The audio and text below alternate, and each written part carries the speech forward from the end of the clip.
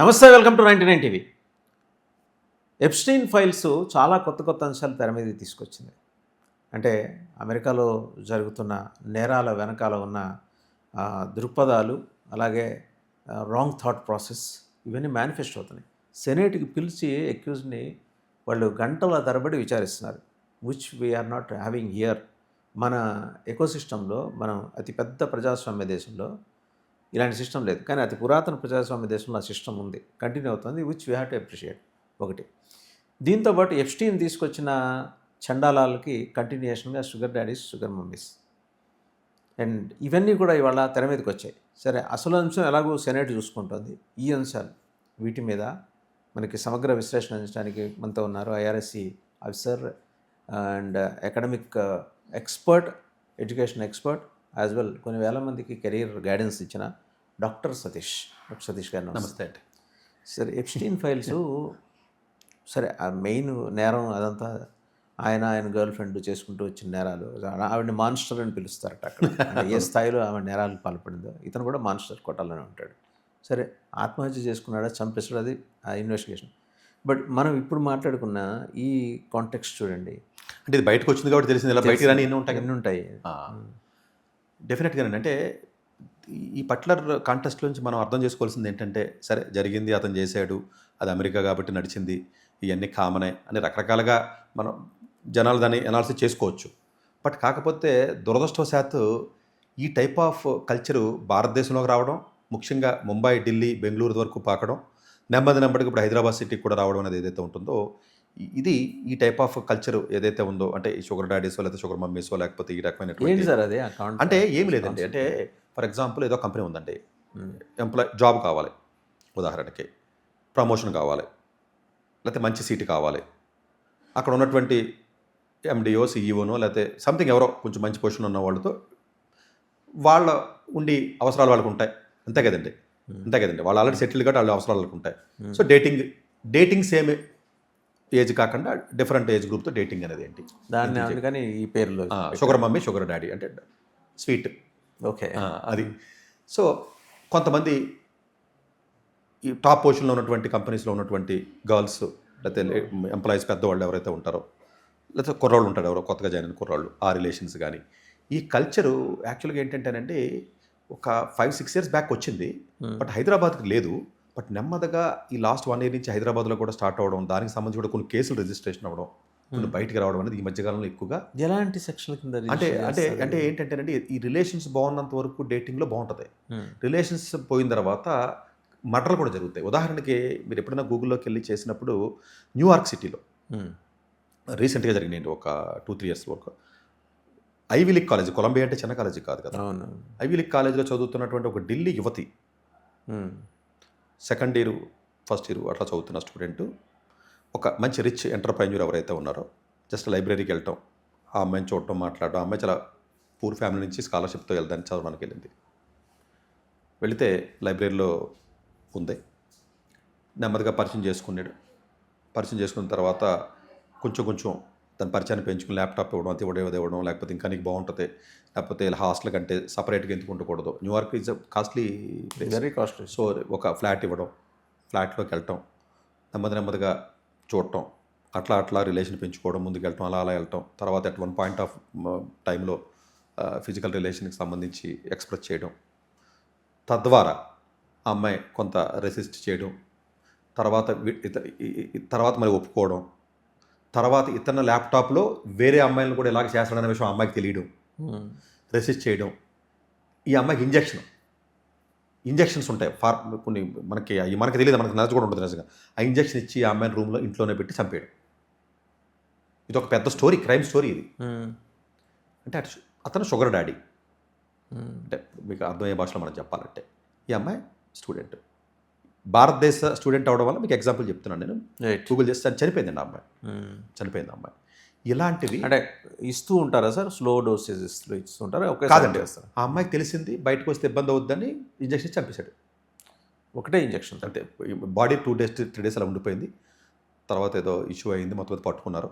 అట్లాగా ఆల్మోస్ట్ ఒక 20 మందిని చేశాడు అతను, 20 మందిని. ఎప్స్టీన్ తమ్ముడే. అంటే ఏంటంటేనంటే వాళ్ళ ఫైనాన్షియల్గానో లేకపోతే వేరే రకంగా ఉన్నటువంటి ఇబ్బందులు కానీ ఇంకోటి కానీ ఉన్నటువంటి వాళ్ళని ఐడెంటిఫై చేయడం ఆపర్చునిటీ పర్స్పెక్టివ్లో నేను చాలామందిని పరిచయం చేస్తాను, లేకపోతే ఇంకోటి చేస్తాను రకరకాల ఆస్పెక్ట్స్లో కనెక్షన్స్ బిల్డ్ చేసుకుని చేయడం. ఇలాగా అంటే నేను మీకు ఒక ఎగ్జాంపుల్ చెప్పాను కదా, అమెరికాలో చాలామంది కొంచెం డబ్బులు ఉన్నవాళ్ళు మిలినియర్స్ లేకపోతే కొంచెం మంచి పొజిషన్ ఉన్నాడు ఎవరైతే సర్వసాధారణంగా చేసే ప్రక్రియ ఇది తెలియకపోవడం వల్ల మీకు తెలియట్లేదు అంతే. ఇది సిన్స్ అంటే నేను ఇంకా ఎడ్యుకేషన్ అయితే ఈ పర్టికులర్ ఆస్పెక్ట్ పర్టికులర్ ఫీల్డ్లో ఉన్నారు నాకు ఐడియా ఉంది అంతే. ఐడియా ఉంది.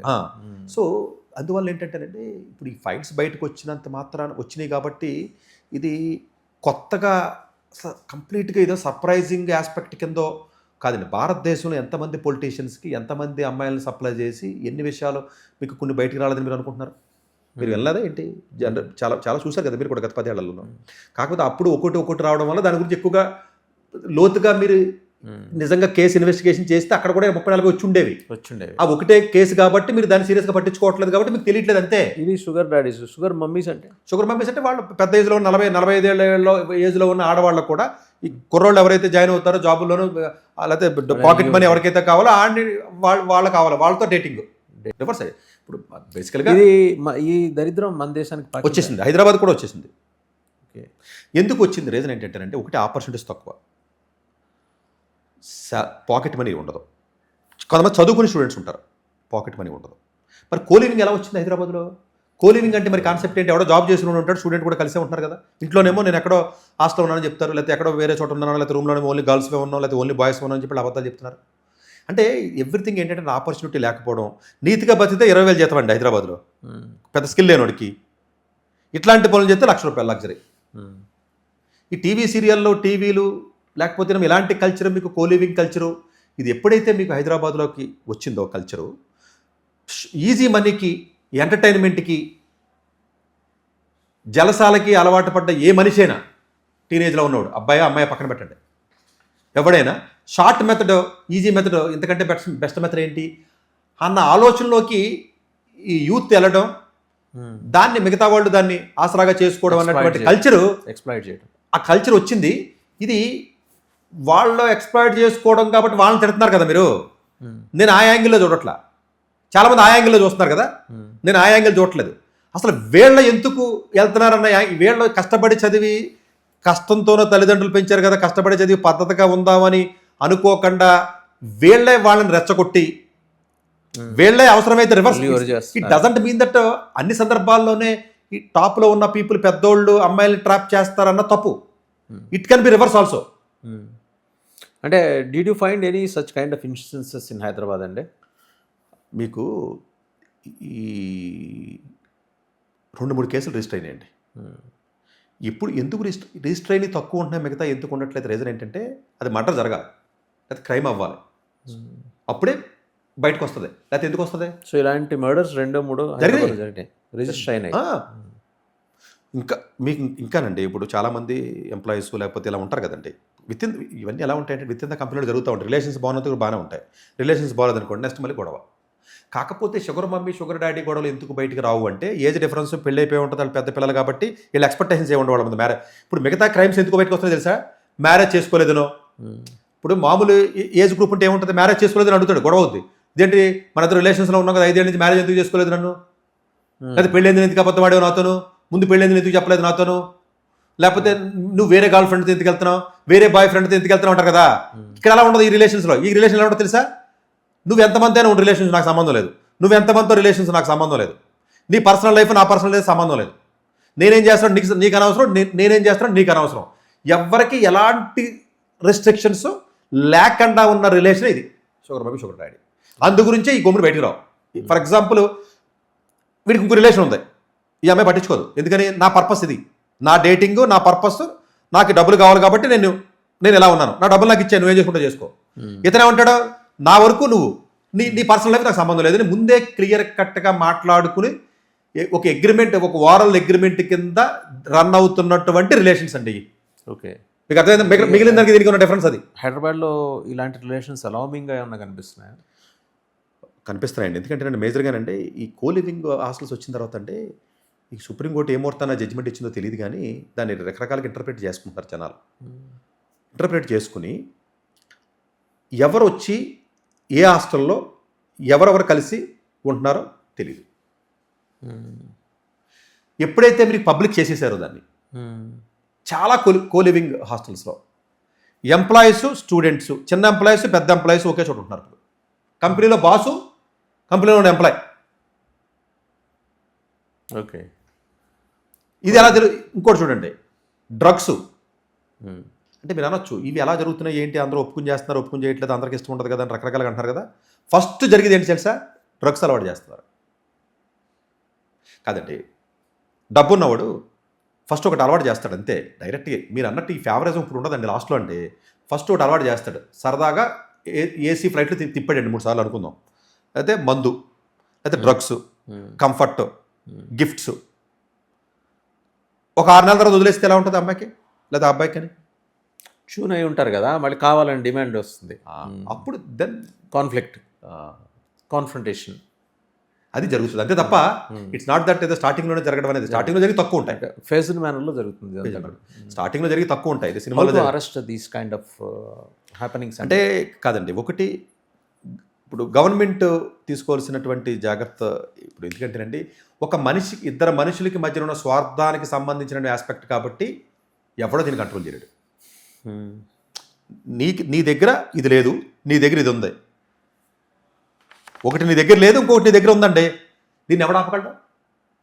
లాజికల్గా ఆలోచించండి, అంతే కదండి. ఎందుకంటే నా అవసరం అండి, నేను వెళ్తానండి, మీరెవడో, నా అవసరం నేను వెళ్తాను, మీరెవరో అని అడుగుతారు. మీరు ఎవరన్నా అడిగితే, మీరు ఎప్పుడన్నా పార్కుల్లో కానీ బయట ఎక్కడన్నా ఇద్దరు స్టూడెంట్స్ లేకపోతే పెళ్లి కాని వాళ్ళు ఉన్నప్పుడు మీరు వెళ్ళి అడిగారు అనుకోండి, ఏమంటారు తెలుసా? మిమ్మల్ని ట్రై చేసి చూడండి. అసలు హైదరాబాద్ మిమ్మల్ని ఎలా తిడతారు తెలుసా? ఏంట్రా నీకు పని ఏంటి?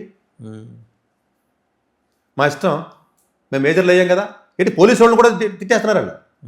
18 ఏళ్ళు దాటిని నీకు సంబంధం ఏంటి, నేను ఎక్కడుంటే నీకేంటి అన్న పరిస్థితికి యాటిట్యూడ్ పెరిగిపోయింది. గవర్నమెంట్ మాత్రం చేయవలసింది ఏంటంటే ఈ కోలివింగ్ని మాత్రం కొంచెం కంట్రోల్ చేస్తే, ఓకే, ఫస్ట్ ఆఫ్ ఆల్. అంటే అట్లీస్ట్ దాని గవర్నమెంట్ ఏం చెప్తుంది తెలుసా?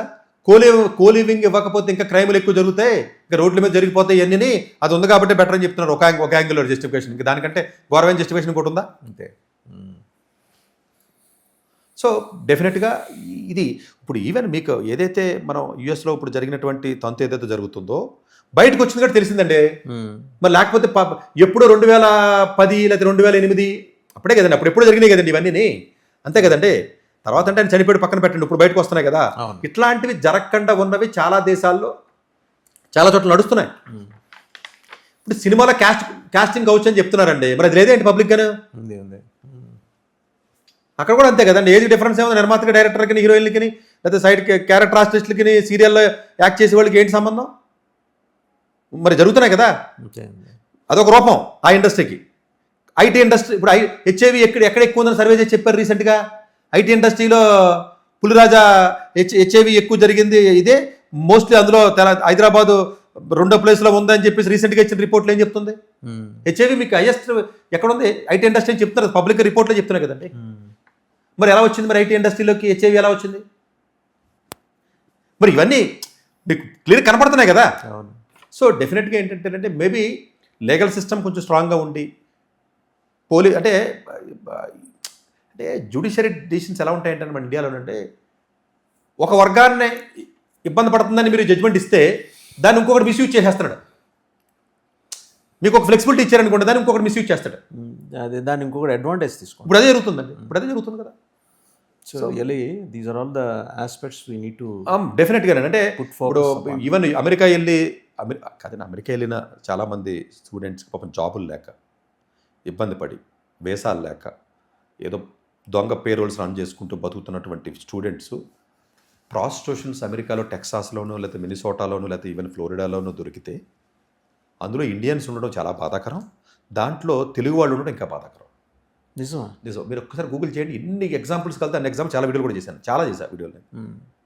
ప్రాస్టిట్యూషన్ ఇండియా వాళ్ళే ఉన్నారు ప్రాస్టిట్యూషన్లో, మన పిల్లలు చాలామంది అబ్బాయిలు కూడా. కంపెనీ సీఈఓ అక్కడ అతను ఉన్నాడు, company CEO, particular police station arrest చేశారు, పర్టికులర్ అది వేరే విషయం పక్కన పెట్టండి. కంపెనీ సీఈఓ వాడు బ్యాంక్ అకౌంట్ తీస్తే $600, $700 2 రోజులకు ఒకసారి 3 రోజులకు ఒకసారి ఆ కంపెనీస్కి. ప్రాస్టిట్యూషన్ ఫర్మ్స్ ఉంటాయి కదా కంపెనీస్, అవి ఓ అక్కడ ఫర్మ్స్ కూడా ఉంటాయి దీనికోసం వచ్చాను. అన్అఫిషియల్గా అండి, అఫిషియల్గా అదే. అన్ని చోట్ల అలౌ చేయరు. మ్మ్. అలా జరిగింది. అంటే ఏంటి, ఆ ట్రాన్స్ఫర్ మనీ ట్రాన్స్ఫర్ కూడా త్రూ అకౌంట్. ఆ అకౌంటేనండి, దాని క్యాష్ ఉండదు కదా. అంటే బయటకు వచ్చిన తర్వాత ఇవన్నీ వస్తున్నాయి. అందులో ఇండియన్స్ ఉండడం చాలా బాధాకరం. చాలా సందర్భాల్లో చాలా జరిగినాయి. కంపెనీ సీఈఓ అండి అతను, ఇండియన్ స్టేచర్ ఒక డెకోరం మెయింటైన్ చేయాల్సిన వ్యక్తి. సో ఇవన్నీ అంటే ఏంటంటేనండి, ఆపర్చునిటీస్ తగ్గడం. ఆపర్చునిటీస్ కూడా కాదండి, ఒకప్పుడు 10,000తో హ్యాపీగా బతికేవండి. మరి చిన్నప్పుడు మీరు అబ్జర్వ్ చేస్తే 10,000, 20,000తో కూడా హ్యాపీగా బతికారు జనాలు. అంటే లగ్జరియస్ కన్జ్యూమరిజం. ఇది వచ్చేసి వీళ్ళకి సరిపోవట్లే, ఎవరికాడికి సరిపోకపోవడం ఉండడం వల్ల ఇవన్నీ ఒక్కొక్కటి జరగడం. అవతలోడు దాన్ని అంటే అవతలోడు ఎక్స్ప్లాయిట్ చేస్తున్నానన్న దాంతో కూడా అంటే వీళ్ళు కూడా ముందుకెళ్తున్నారన్న పాయింట్ నేను స్ట్రెస్ చేస్తున్నానండి. రైట్. ఇట్స్ నాట్ దట్ అదే అతను మనం అతన్నే అనద్దు. ఒక కోణమే కాకుండా రెండో కోణం ఉందండి ఇక్కడ. రెండో కోణం ఉంది. మనం దాన్ని మనం అట్లా అనడానికి మరో కోణం మీరు చెప్పింది. ఈవెన్ ఇప్పుడు ఫైల్స్లో మనకు బయటకు వచ్చినటువంటి వాళ్ళల్లో పెద్దవాళ్ళని మనం తిడుతున్నాం కదా. చాలామంది అమ్మాయిలకి బలవంతంగా ఫస్ట్ అలవాటు చేసి తర్వాత ఫోటోలు తీసి బ్లాక్మెయిల్ చేశారన్నమాట వాస్తవం అయినప్పటికీ కూడా డజంట్ మీద 100 మంది అలా వెళ్ళినట్టు కాదు. ఇప్పుడు న్యూస్ వచ్చింది కాబట్టి మనం ప్రతి ఒక్కరిని ఆ కేటగిరీలో వేయకూడదు. కొంతమంది ఇంటెన్షనల్గా మనీ గురించి వెళ్తారు కదా. ఇప్పటికి వెళ్తున్నారు కదా, అప్పుడు వెళ్తున్నారు, ఇప్పుడు ఉన్నారు కదా అమెరికాలో. ఏది ఎక్కడ లేరు, రష్యాలో లేరా, లేకపోతే యూరోప్లో లేరా, భారతదేశంలో లేరా? భారతదేశంలో కూడా ఉన్నాయి కదండి. మీరు మొబైల్లోకి వెళ్ళి కొడితే మీకు ఎన్ని యాప్లు వస్తున్నాయండి. ఇప్పుడు డేటింగ్ యాప్స్ పబ్లిక్గా ఫేస్బుక్లో, ఇన్స్టాగ్రామ్లో డేటింగ్ యాప్ రా బాబు, మీరు ఇది రిజిస్టర్ చేసుకోండి, మీరు తెలుగులో మాట్లాడతాం, ఇంగ్లీష్లో మాట్లాడతాం అని చెప్పి పబ్లిక్ అని చెప్తున్నారా? మరి దాన్ని గవర్నమెంట్కి పబ్లిక్గా ఉన్నటువంటి యాప్స్ని మీరు ఎందుకు బ్యాన్ చేయరు? కాదండి, పబ్లిక్గానే కొడుతుంటేనే పబ్లిక్గానే ఇన్ని రకాల యాప్స్ వచ్చి, ఇన్ని రకాల రిలేషన్స్ వచ్చి, మీరు కొడుతుంటే అన్ని డోర్ డెలివరీ లాగా అబ్బాయిల్ని డోర్ డెలివరీ చేసే పరిస్థితి వచ్చేసింది కదా.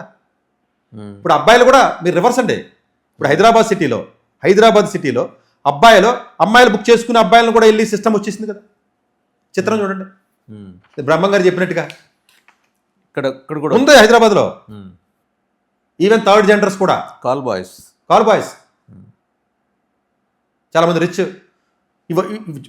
ఎల్లోళ్ళే చెప్తున్నారు కదండి. నేను చెప్పడం ఏంటంటే, అలా వెళ్ళిన అబ్బాయిలే పబ్లిక్గా చెప్తున్నారు కదా బయటకు వచ్చి, ఇలా ఇబ్బంది పెడతారండి, లేకపోతే ఇలా చేస్తారండి. అంటే కల్చర్ని ఒక్కొక్కటి కిల్ చేసుకుంటే మనం వస్తున్నామండి. సో తప్పుని ఒక్క సైడ్ మనం చూడడం కదండి, డెఫినెట్గా 2 సైడ్లు చూడాలి. సో మనకి ఇప్పుడు జరుగుతున్నటువంటిది ఏదైతే ఉందో, ఇన్వెస్టిగేషన్ చేస్తారు, ఇంకోటి సరే చేస్తారో, జరిగింది. ఇలాగే చాలా చోట్ల జరుగుతున్నాయి. భారతదేశంలో కూడా కొన్ని కనపడకుండా జరుగుతున్నాయి. మేబీ గవర్నమెంట్లో ఉన్నటువంటి లా సిస్టమ్ని కానీ, కొంచెం రూల్స్ని కానీ కొంచెం స్ట్రిక్ట్గా కానీ మెజర్ చేసి, ఈ వెబ్సైట్స్ని కానీ, ఈ యాప్స్ని కానీ కొంత బ్యాన్ చేయగలిగితే, స్కూల్లో ఎడ్యుకేషన్లో కొంత ఎథికల్ అండ్ ట్రూ ఎడ్యుకేషన్ అంటారండి, అలాంటి ఎడ్యుకేషన్ సిస్టమే లేకపోవడం వల్ల, ఆ వాల్యూస్ ఇవ్వకపోవడం వల్ల వీళ్ళు ఈ విధంగా తయారవడం అనేది ఏదైతే ఉంటుందో, ఈజీ మెనికో లేకపోతే విరాట్లకి అలవాటు పడడం అనేది ఏదైతే ఉంటుందో, ఇది తగ్గాలి అంటే ఎడ్యుకేషన్ సిస్టంలోనే మార్పు తీసుకొస్తే తప్ప పెద్ద అయిన తర్వాత మారడం. ఇప్పుడు మీరు చిన్నప్పుడు దైవభక్తి ఎక్కుతుంది అనుకోండి, మీ తల్లిదండ్రులు మీకు అలవాటు చేశారనుకోండి దైవభక్తి, రోజు గుడికి వెళ్ళటం, అందులో ఎక్కువ చూడండి బ్రాహ్మణ్స్ ఎక్కువ తప్పు చేయరు. దైవభక్తి మీకు ఎక్కువ అలవాటు అయింది అనుకోండి, మీరు ఏ తప్పు చేసే ముందు ఆలోచిస్తారు. వీటన్నిటికి మించి మీరు అన్నట్టు మోరల్ క్లాసెస్ ఉండాలి. లేవు, ఎక్కడున్నా? ఇదివరకు ఉండేవి మనం చదువుకునేప్పుడు, ఇప్పుడు లేవు. మీరు ఎవరికైనా చెప్పి చూడండి, తిడతారు మిమ్మల్ని. నెలలో చెప్పొచ్చు, నాకు పాత రోజులు మనిషి నువ్వు అని చెప్తారు. మీరు వెళ్ళి ట్రై చేసి చూడండి ఎవరికన్నా. చెప్తాడు ఏదో ఓల్డ్ మనీ ఏదో చెప్తాడు వీడు, ఈ మాటలు మనకేంటి అంటారు. నువ్వు పాత జనజీవుడు కాదు, నువ్వు జన్నాల్ఫా కాదు అంటారు. నువ్వు వెళ్ళి ఎవరికైనా మాట్లాడితే, మీరు వెళ్ళి మాట్లాడితే. సో డెఫినెట్గా ఏంటంటే ఎడ్యుకేషన్ సిస్టమ్ కానీ, గవర్నమెంట్ రిస్ట్రిక్షన్స్ కానీ, అటు లీగల్ ఆస్పెక్ట్స్లో కానీ మార్పు వస్తే తప్ప ఇందులో కొంత మెరుగనేది పడే అవకాశం లేదు. థ్యాంక్ యూ సతీష్ గారు, డాక్టర్ సతీష్ గారు, థ్యాంక్ యూ వెరీ మచ్. చూసాం కదా, ఇక్కడ కూడా 2-3 అంశాలు ఎప్స్టీన్ దగ్గర మొదలెట్టి మోరల్ క్లాసెస్ దాకా వచ్చాం మనం.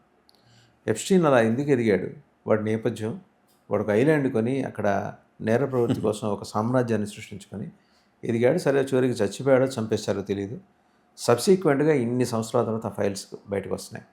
వాడికి ఒక అలవాటు ఉండేది, వాడితో కాంటాక్ట్లోకి వచ్చిన ప్రతి వాడి పేరు, ఫోటోలు లేకపోతే వీడియోలు అవన్నీ 300 GB.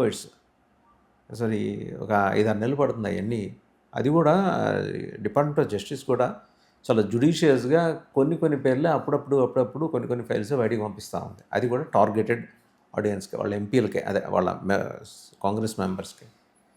సరే, అది అక్కడ మొదలెడితే అమెరికాలో పెరిగిపోయిన ఈ sugar daddy, sugar mummy culture, and అదే క్రమంలో అక్కడ ప్రాస్టిట్యూషన్కి అలవాటు పడిన భారతీయులు, అందులో తెలుగు వాళ్ళు, చాలా astonishing facts doctor Satish share చేసుకున్నారు. మనం ఏం మిస్ అవుతున్నాం మన ఎడ్యుకేషన్ సిస్టంలో? ఆ మోరల్ క్లాసెస్ చిన్నప్పటి నుంచి ఉండే, ఒకప్పుడు ఉండే ఎడ్యుకేషన్ సిస్టంలో అలాంటి మోరల్ క్లాసెస్, ఒక మోరల్ బైండింగ్.